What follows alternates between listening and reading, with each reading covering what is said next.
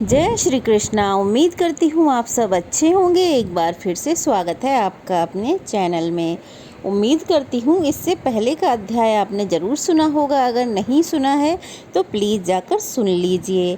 तो आज का अध्याय शुरू करते हैं। पिछले अध्याय में आपने सुना था आकाशवाणी ने राजा से जो कुछ भी बातें कही थी उसका वृतांत। तो आज सुनेंगे उससे आगे की कथा। आकाशवाणी सुनने के बाद आकाशवाणी ने जैसा कहा था राजा ने ठीक वैसी ही व्यवस्था कर दी। 15वां दिन आते ही भगवान स्वयं 4 विग्रहों में प्रकट हो गए। बलभद्र, सुभद्रा और सुदर्शन चक्र के साथ भगवान जनार्दन दिव्य सिंहासन पर विराजमान हुए।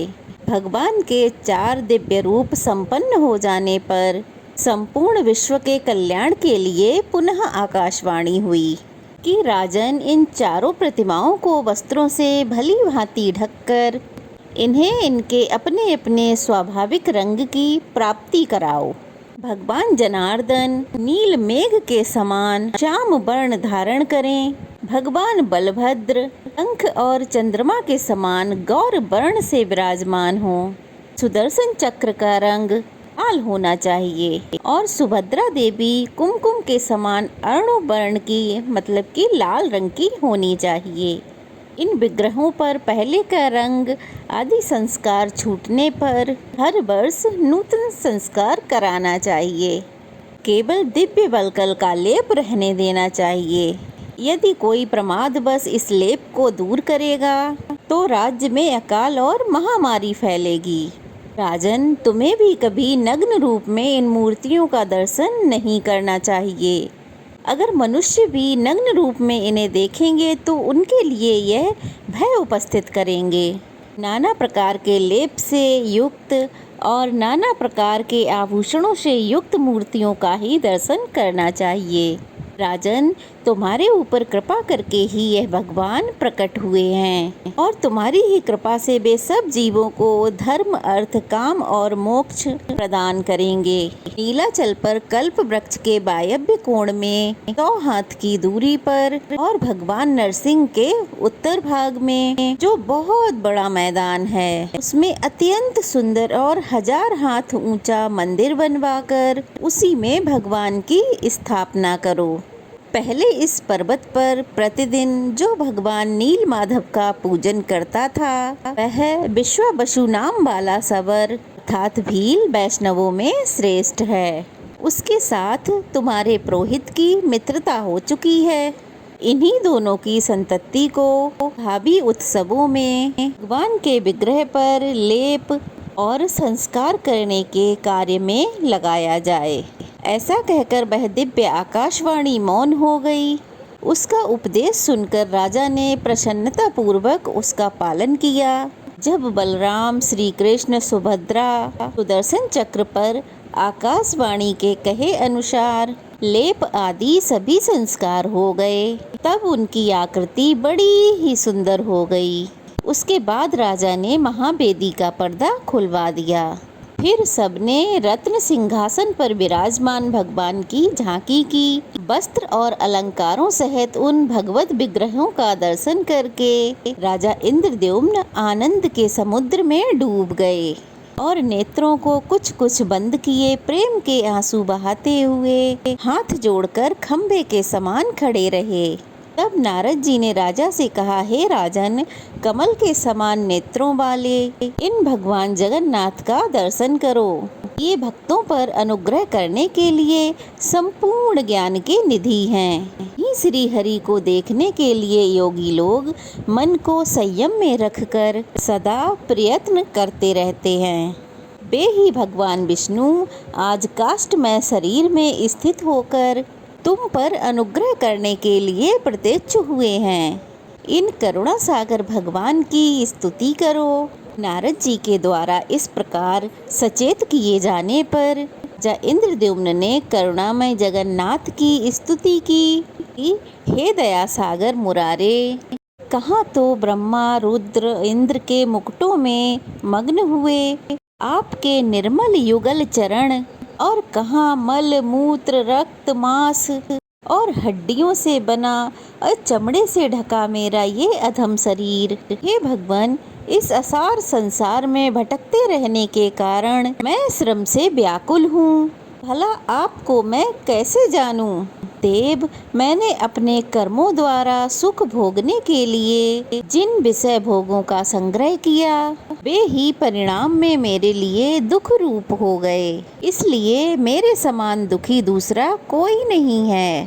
प्रभु, अगर पहले कभी मैंने मन से आपकी उपासना की होती तो दुख भोगने के लिए मुझे नाना प्रकार के जन्म क्यों प्राप्त होते?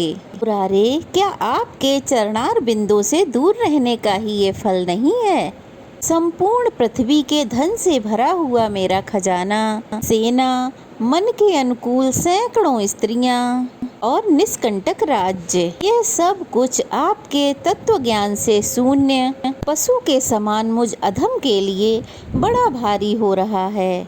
इसमें सदा कष्ट ही प्राप्त हुआ करता है। दीनों पर दया करने वाले हे प्रभु, आपके स्मरण मात्र से ही सभी जीवों की मुक्ति होती है। इस संसार में आपके सिवा मेरा कोई बंधु नहीं है। मेरी बुद्धि आपके चरणार बिंदों से कभी अलग ना हो। आप सच्चिदानंदमयी परिपूर्ण सिंधु हैं, जो सहस्त्रों जन्मों का भाग्योदय होने पर आपको पा गए हैं। वे क्या कभी लेस मात्र सुख और अनंत दुखों से भरे हुए इस इंद्रजाल की तरफ क्या कभी आंख उठाकर देखते हैं? कहाँ तो जिसमें लेस मात्र सुख और अनंत दुखों की खान रूप सैकड़ों ग्रंथियां हैं, ऐसे कर्मों का अटूट बंधन। और कहाँ अनंत अनादि और आनंद प्रद आपके पवित्र चरणार बिंद। सब पर सुबापतः कृपा करने वाले हे प्रभु, मूलभूत आप परमेश्वर को ना पाकर तुच्छ कार्य के लिए बहुत भटकने वाले क्लेश के ही भाजन रूप मुझ अत्यंत दीन की रक्षा कीजिए। संपूर्ण विश्व के एकमात्र वंदनीय विष्णु देव वेदांत वेद्य व्ययी हे प्रभु, आप ही समस्त पाप राशियों का नाश करने में समर्थ हैं। बलवानों में श्रेष्ठ हे बलभद्र, आपका विग्रह सहस्त्रों फलों से ढका हुआ है। आप ईश्वर हैं, मैं आपकी शरण में आया हूँ। संसार को आश्रय देने वाली तथा संपूर्ण देवताओं को उत्पन्न करने वाली मंगलमयी सुभद्रा जी के दोनों चरणों को मैं प्रणाम करता हूँ। हे नाथ, ये ब्रह्मांडों का समूह जिसकी किरणों के समुदाय से रचा गया है और जो दैत्यों की सेना का संहार करने वाला है, उस सुदर्शन चक्र के रूप में मैं आपको प्रणाम करता हूँ। इस प्रकार स्तुति करके श्रेष्ठ राजा इंद्रद्युम्न ने भगवान को साष्टांग प्रणाम किया और कहा कि अनाथों के बंधु हे जगन्नाथ, संसार समुद्र में डूबे हुए मुझ अज्ञान पापी मनुष्य का आप कृपा करके उद्धार करें। इसके बाद नारद जी ने कहा, अपार भवसागर से पार उतारने में तत्पर भगवान नारायण आपकी जय हो, आपकी जय हो। सनक सनंदन और सनातन आदि श्रेष्ठ योगी आपके दिव्य तत्व का चिंतन करते रहते हैं। आप सर्वलोक स्वरूप, सब लोगों को सुख देने वाले, संपूर्ण विश्व के उपकारक तथा समस्त जगत के वंदनीय हैं। कोटि कोटि ब्रह्मा, रुद्र, ऐन्द्र, मरुतगंड, अश्विनी कुमार, साध्य तथा सिद्धगण आपके लीला विलास से उत्पन्न हैं। संपूर्ण देवता और दानव आपके चरणों में प्रणाम करते हैं। हे त्रिभुवन गुरु, आप किसी के भी पूर्णतया जानने में नहीं आते, आपको नमस्कार है। इसके बाद अन्य राजा, वेदों के पारंगत विद्वान, क्षत्रिय मुनि, ब्राह्मण, क्षत्रिय तथा विद्वान वैश्य जाति के लोगों ने भी अधिक सूत्रों, स्तोत्रों, पौराणिक स्तुतियों, स्वर चित कविताओं से जैसे भी बन पड़ा, उसी प्रकार बलभद्र, सुभद्रा जी और कमल नयन भगवान श्री कृष्ण जी की स्तुति की। इसके बाद राजा ने पुरोहित जी से वासुदेव की पूजा करने के लिए सामग्री इकट्ठा करने को कहा। फिर नारद जी के उपदेशानुसार राजा ने ही विधि और मंत्रोच्चारण के साथ क्रमशः उन सभी विग्रहों का पूजन किया। द्वाताक्षर अर्थात ओम नमो भगवते वासुदेवाय मंत्र से बलभद्र जी की पूजा की। इसी मंत्र के द्वारा उपासना करके ध्रुव जी ने परम उत्तम स्थान प्राप्त किया है। पुरुष सूक्त से राजा ने यथाशक्ति भगवान नारायण की पूजा की। देवी सूक्त से सुभद्रा जी का और सुदर्शन संबंधनीय ऋचा से सुदर्शन चक्र का पूजन किया। इस प्रकार अपने वैभव के अनुसार भक्ति पूर्वक उन सब की पूजा करके भगवत प्रीति के लिए उन्होंने श्रेष्ठ ब्राह्मणों को दान दिया। इसके बाद राजा ने शुभ नक्षत्र और शुभ मुहूर्त में नारद आदि ब्राह्मणों की पूजा करके स्वस्ति वाचन कराया और जगन्नाथ जी का स्मरण करते हुए वास्तु पूजन, शिल्पी जी का भी पूजन किया। भगवान विष्णु के उस काष्ठमयी अवतार अर्थात लकड़ी के उस अवतार को देखकर कृतार्थ और पाप रहित राजाओं को राजा इंद्रद्युम्न ने बड़े आदर के साथ फिर विदा कर दिया। जय श्री कृष्णा। आज की कथा यहीं समाप्त होती है। अगले अध्याय में आप लोग जानेंगे भगवान श्री ब्रह्मा जी के द्वारा भगवत विग्रहों का स्तवन और उनकी स्थापना किस प्रकार हुई।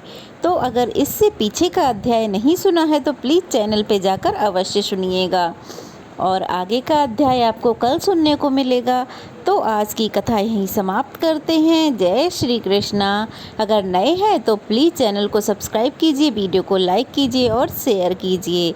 ज़्यादा से ज़्यादा शेयर करना ना भूलिएगा। कमेंट बॉक्स में एक कमेंट अवश्य ही करिएगा। तो फिर मिलते हैं, तब तक के लिए भगवान श्री कृष्ण की कृपा हम सब पर बनी रहे।